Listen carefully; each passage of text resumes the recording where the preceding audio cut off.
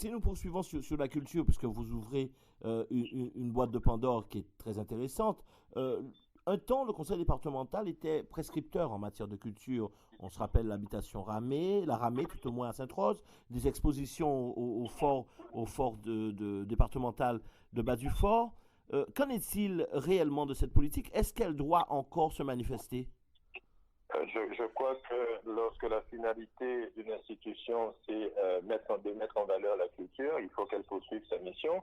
Elle n'est pas suffisante parce que quelque part, lorsqu'on voit ne serait-ce qu'à Pointe-à-Pitre, des unités comme par exemple l'usine d'air minier, etc., la Renaissance, vous voyez, qui deviennent des ruines, je pense qu'il faut véritablement se pencher sur la question. Il faut qu'il y ait une volonté de resituer ou de recentrer ou d'opérer un recentrage sur la culture en Guadeloupe. Toute la question, c'est de se poser aussi, de s'interroger sur cette culture que l'on souhaite inculquer. Est-ce que c'est une culture purement européenne ou est-ce que c'est une culture purement mondialisée ou tout simplement une culture qui tienne compte justement des réalités de notre société? C'est une vraie réflexion qu'il va falloir mener et pourquoi pas de lancer les états généraux de la culture en Guadeloupe, quelle culture on souhaite pour la Guadeloupe. Là encore, je pense que vous mettez le doigt sur quelque chose de fondamental.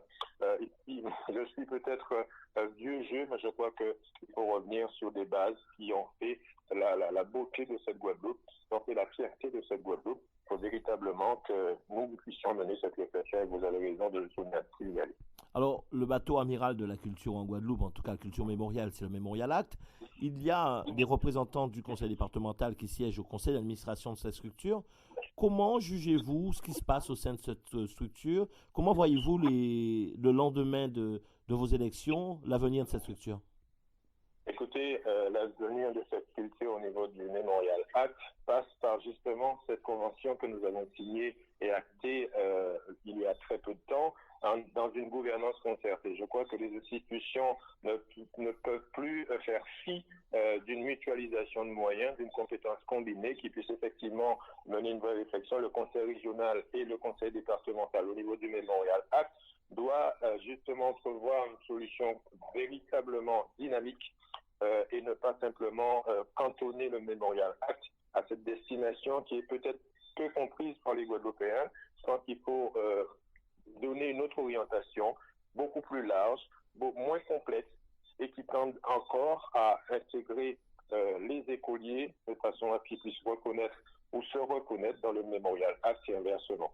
Dites-nous, Henri-Angélique, pourquoi les Guadeloupéens, et plus singulièrement les Pointois, devraient voter pour le binôme Tania Galvani-Henri-Angélique? Eh bien, la raison est toute simple. Il y a à peu près un an, le 28 juin 2020, les Pointois ont voté pour Harry Durimel parce qu'il y avait cette volonté de changement.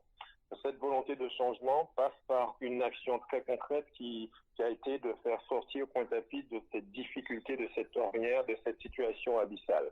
Eh bien, en votant Henri Angélique, en votant Tania Galvani, mais aussi Marie-Hélène Salomon, Francis Ludger, c'est aussi cette volonté affirmée et qui se confirmera, qui sera de dire qu'il faut poursuivre l'action pour Pointe-à-Pitre. En votant Tania Galvani et Henri Angélique au conseil départemental le 20 juin, c'est avoir l'assurance que Pointe-à-Pitre poursuive cette remontée vers le haut qui consistera tout simplement à redonner ses couleurs